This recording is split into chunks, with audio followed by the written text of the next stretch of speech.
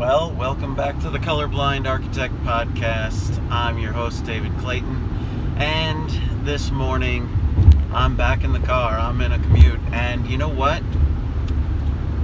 I just posted yesterday, but I really felt I needed to share my thoughts on the vice presidential debate last night. Now, as you may have already figured out, I live in Salt Lake City, and that's where the debate was.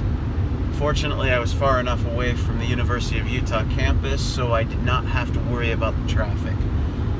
So, here's my thoughts on the debate.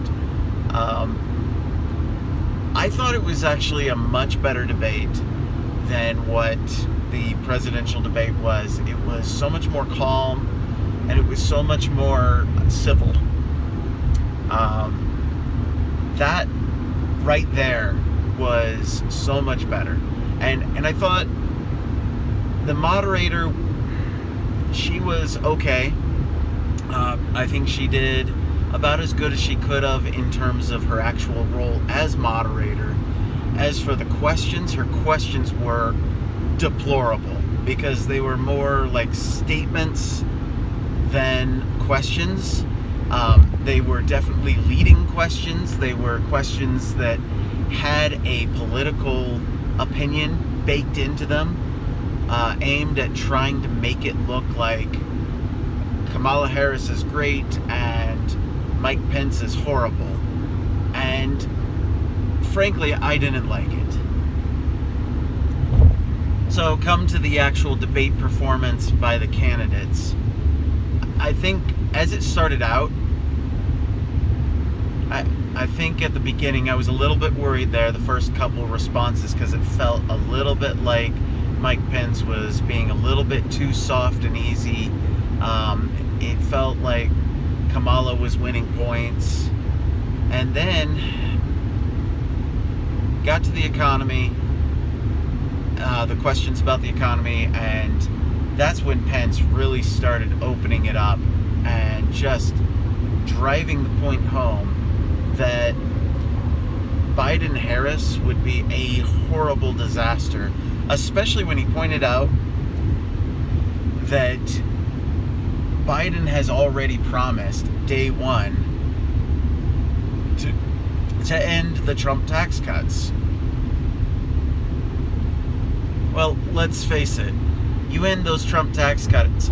Let's just remember what those Trump tax cuts included. They included increasing the child tax credit from $500 to $1,000 per child. Now, this was not a tax cut for the rich. The Trump tax cuts were actually very much a tax cut for the poor and middle class. It was also very much a tax cut for professionals. Like professionals, as in like architects and lawyers and doctors and dentists and accountants. And I know you're probably thinking, yeah, but that's a small percentage of the population. Yes, but consider this. Architects, in my profession, I'll speak to that specifically. In my profession, the average salary for an architect who has 10 years of experience and a master's degree is making about $80,000 to $90,000 a year. Now, I know for a lot of people who might not understand how math works or how prices work, might not understand how deplorably bad that salary is. For someone who had to spend $100,000 just to get the degree. And in many cases, they had to spend $200,000 or $300,000 to get the degree. So you've got easily $1,000 a month in student loans alone. And then on top of that, you've got housing prices nowadays that are so off the charts high that to be able to get a decent home in the United States nowadays, you're probably spending $400,000 to $600,000 easily. And this is in most of the country, not even including places like California where you can't even get a crappy rundown bungalow for under $1 million. Okay?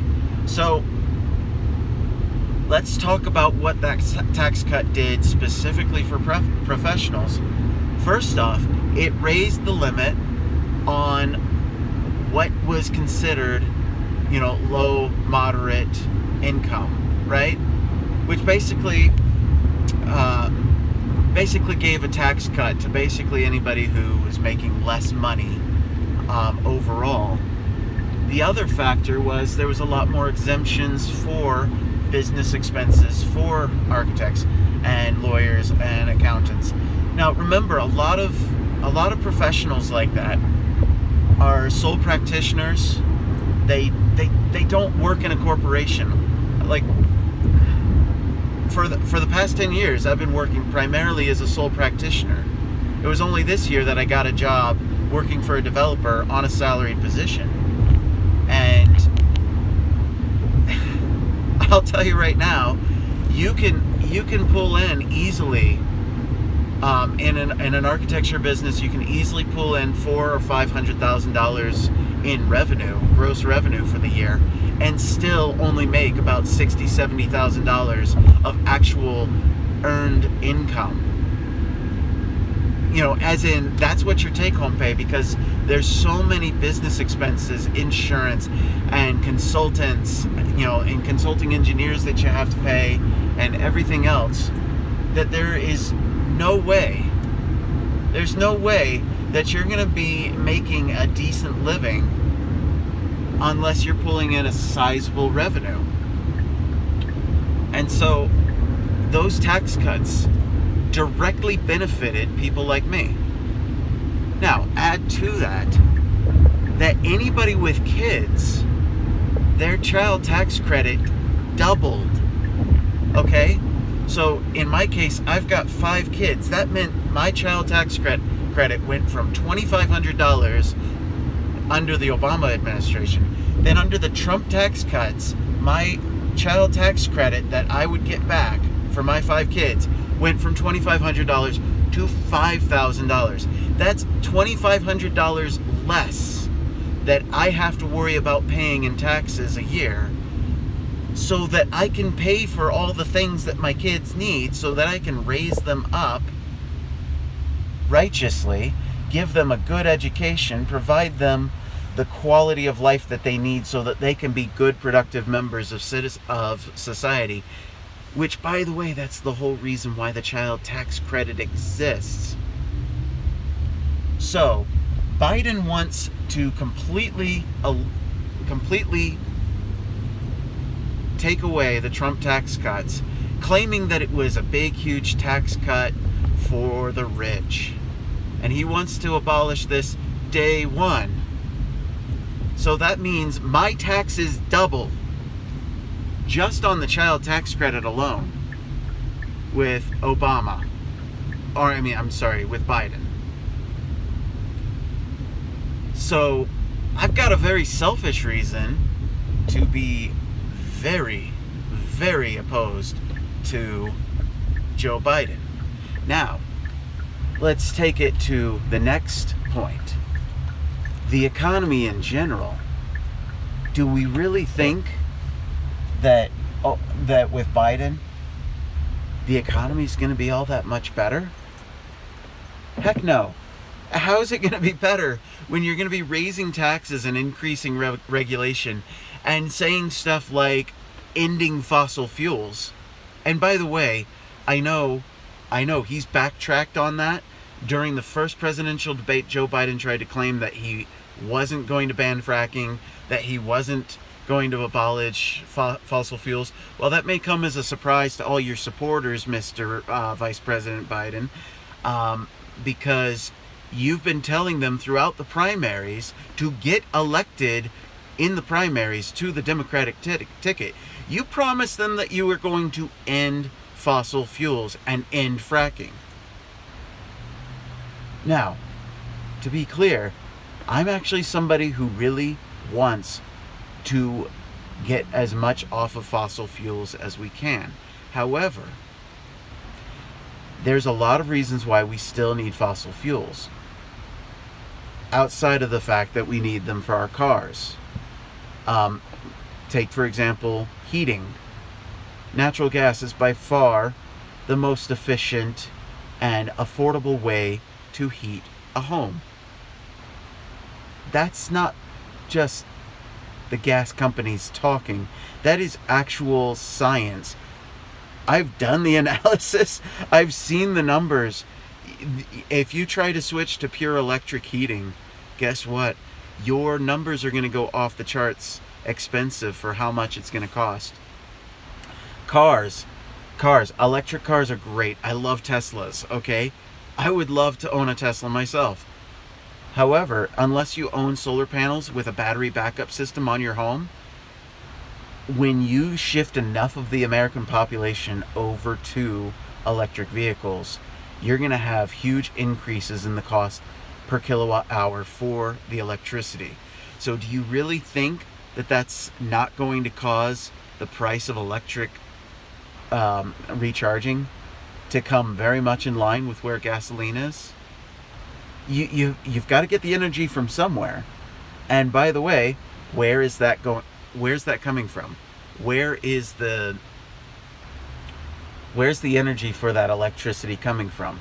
Well, in most places it's coming from natural gas and coal and oil. Yeah, we have hydroelectric. Hydroelectric's fantastic. And let me see if I can adjust the lighting in here. The sun's shining quite brightly here in Salt Lake City this morning, which of course means it's another beautiful day. Skies aren't as orange this morning from the smoke and wildfire from California, but yeah, you've got to get the energy from somewhere. So obviously we've got a lot of hydroelectric and solar coming in, but it's still a minute fraction. If we really want to get off of fossil fuels on the electrical side, we're going to have to build nuclear power. Yes, nuclear power. The big bad boogeyman of energy. And why is it the big bad boogeyman? It's because it's the power type that everybody loves to hate. Because in the entire history of nuclear power,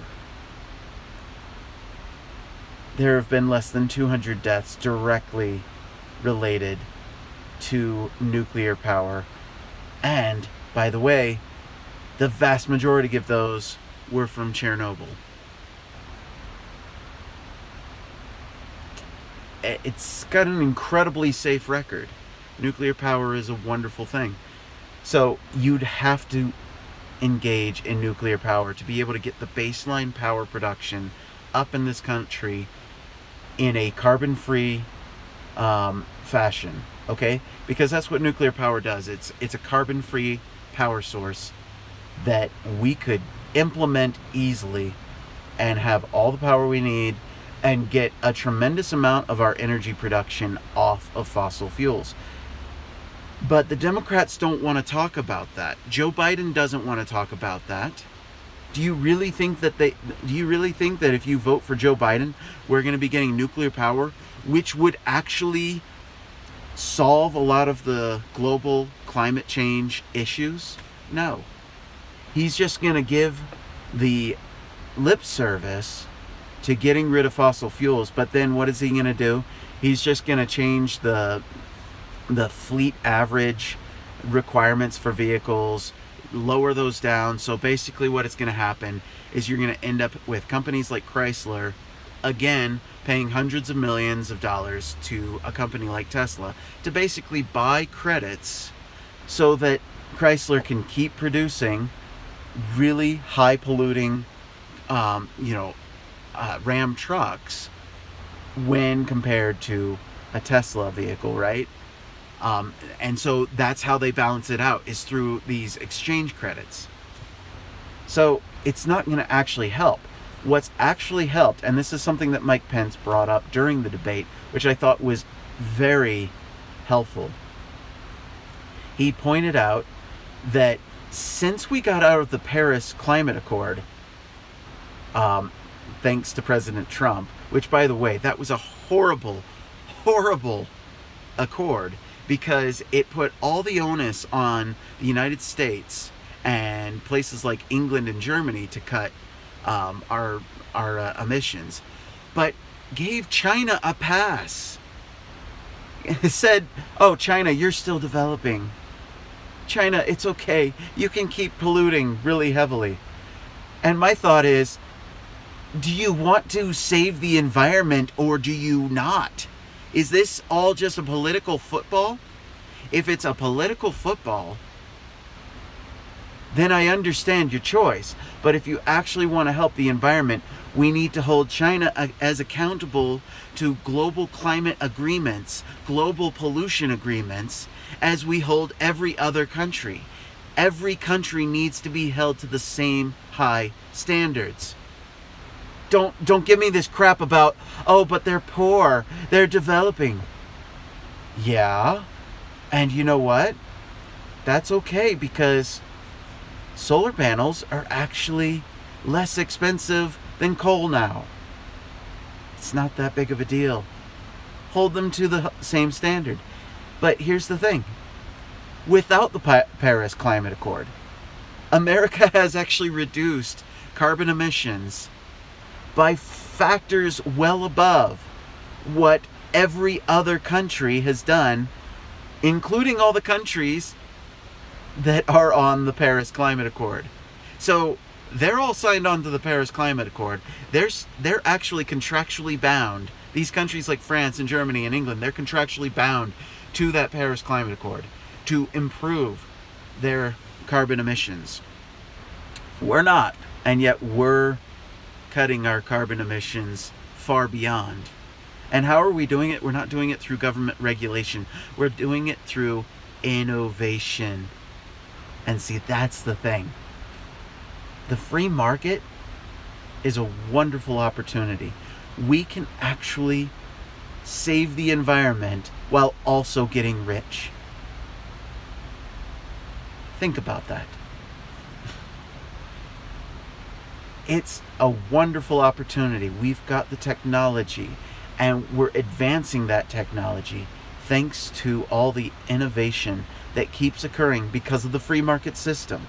Now, Joe Biden and Kamala Harris, they want to push us into a regulatory state. They want to push us into a government-controlled system where supposedly the wizards of smart that brought you the just ridiculously stupid response to COVID all over the world. All these health experts that said, oh, we're going to save millions of lives, and basically all they did was destroy the global economy. And to be fair, Trump bears some to blame because he bothered listening to these morons like Fauci. Okay?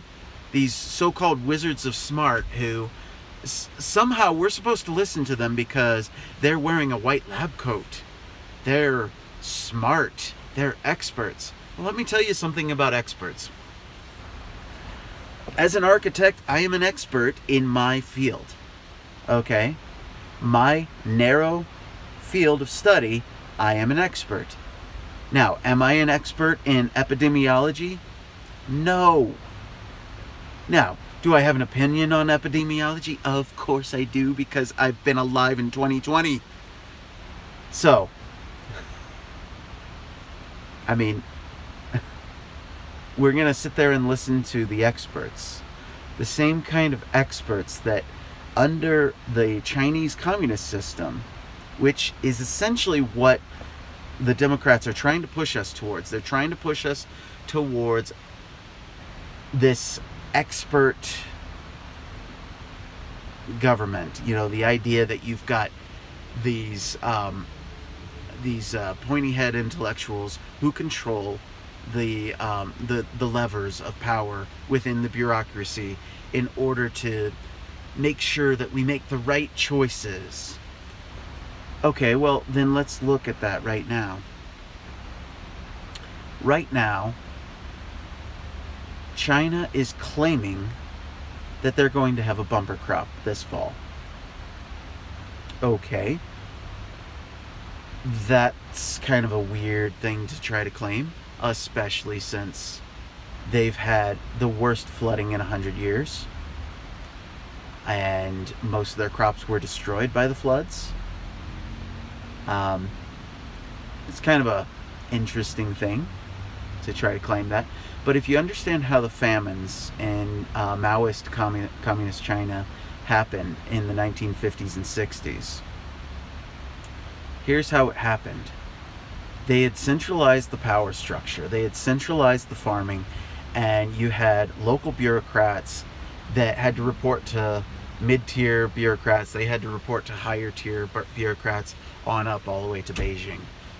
And what would happen is the lower-tier bureaucrats, they knew very well that if they reported something like, hey, we're not going to be able to meet our quotas for production this year,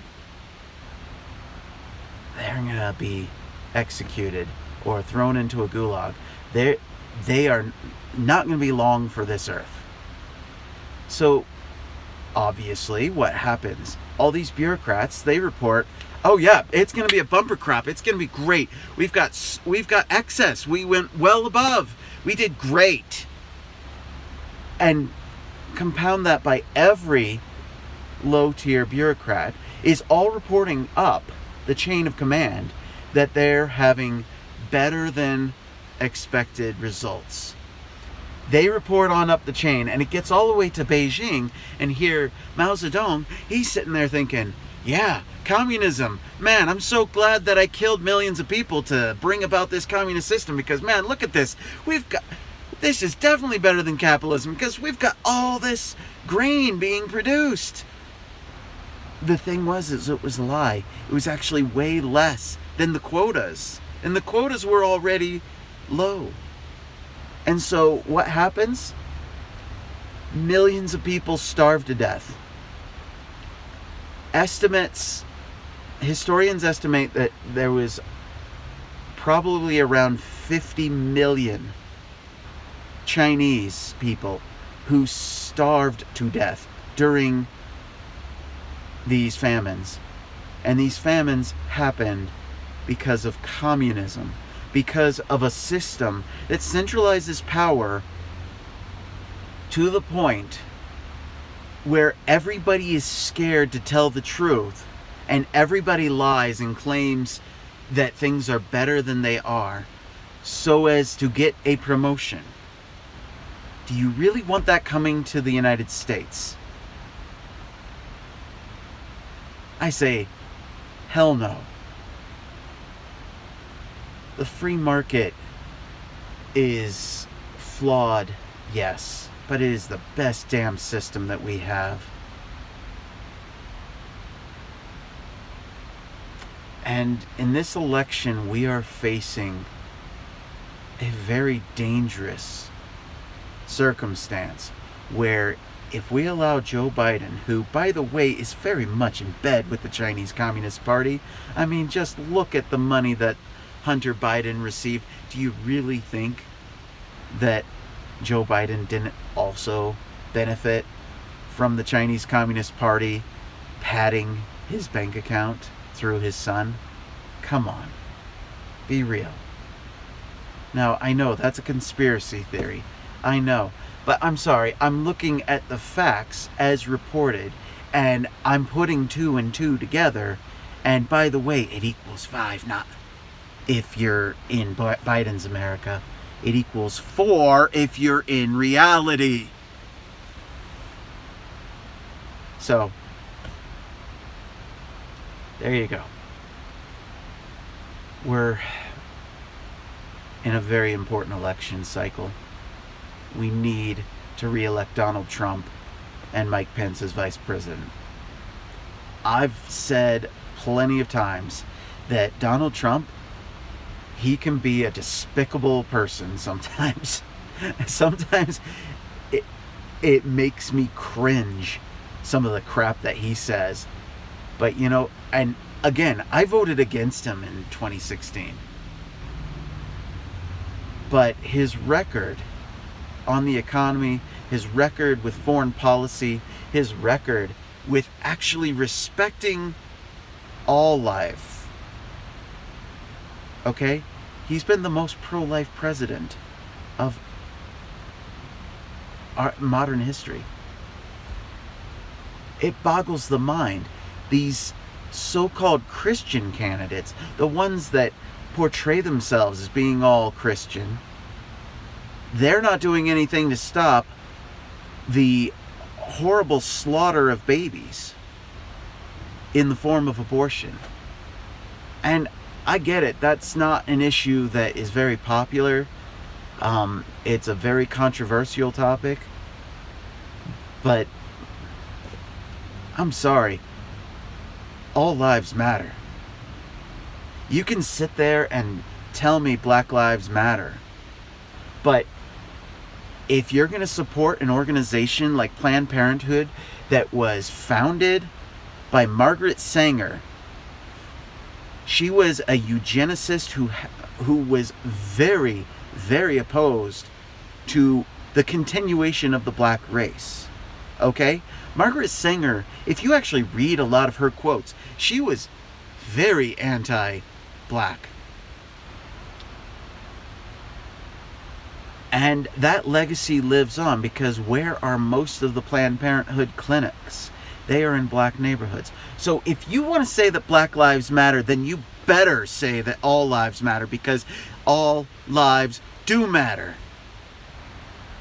And I'm sick of this crap where I'm told I'm being a racist for saying all lives matter, which, last time I checked, all lives include black lives, white lives, every life. They all matter. So let's stop this BS. Let's stop this crap where we're letting the corporate news media that is practically owned by people like, Michael Bloomberg. Oh, what a turd that guy is. I mean, you've got this corporate news media that's just shoveling this crap. They're shoveling absolute lies and filth out. Why are we listening to them? Why are we listening to the lies of the Democrats? I want to make it really clear. I have as my goal to abolish the Democrat Party, like the slavery that the Democrats fought to defend. Yes, I know. We're supposed to believe that the Democrats changed. No, the Democrats are still the racist a-holes they've been since they were fighting in the Civil War to defend slavery. Yeah, that's right. I am sick and tired of these bastards. I want the Democrat Party to die. I want it to be no more. I am sick and tired of it. It is a wholly corrupt and evil organization. Now, once we get rid of the Democrat Party, I'm more than happy to discuss the problems with the Republican Party. But until we get rid of an evil organization that started the KKK, and by the way, every known politician, every known member of the KKK who was ever elected into office, every single one of them was a Democrat. Don't tell me that Republicans are racist. Republicans have been the ones championing equality of the vote for women. They championed the abolishment of slavery. And I know this is over 100 years ago, okay? But it was the Republicans that did that. And it was the Republicans that championed the civil rights legislation. By the way, it was the Republicans that ended the segregation of schools. Yes, That's right. I know it was the Supreme Court, Brown versus Board of Education, but it was a Republican president that enforced it. It was the Democrat governors of those southern states that were fighting so hard against it. So, I know I'm getting a little bit off the rails, but I am just so sick and tired of these Democrats, and I want that party to be abolished. I want it to end.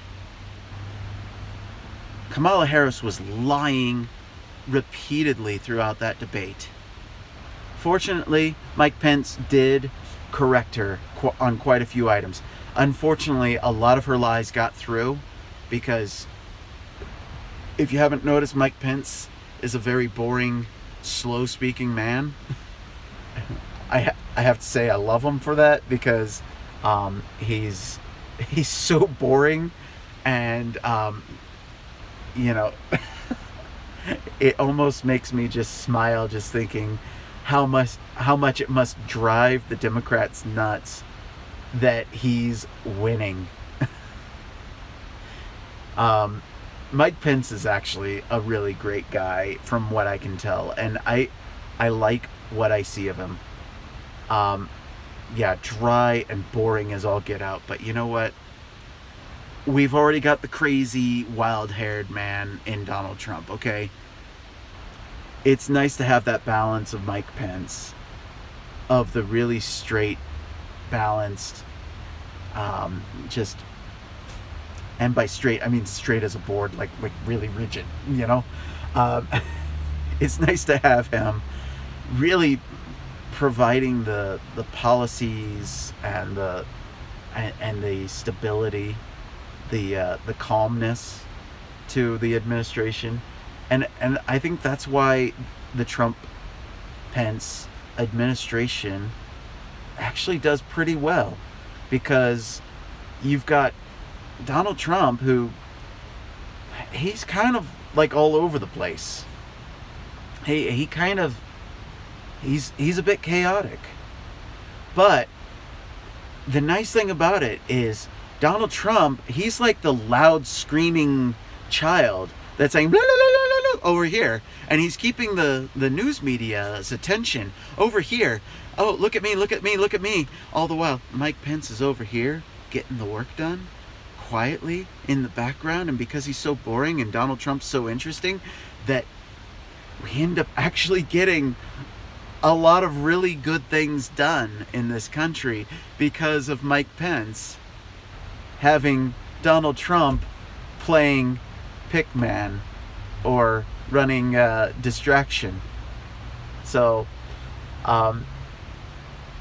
yeah, I thought it was a good debate, and Mike Pence really made me feel like there's hope. And so hopefully you like this video. Hopefully you share it with friends if you feel like it's helpful. Definitely, I hate to be so cliche like in YouTube, but go ahead, smash that like button, hit the subscribe button, and if you want to be notified when my videos come out, you can go ahead, hit the bell. I know I only have 7 subscribers. I don't really care, because again, I started this largely so that I could vent, so that I can get things off my chest. And with that, I say thank you again for your time watching my videos, and peace out.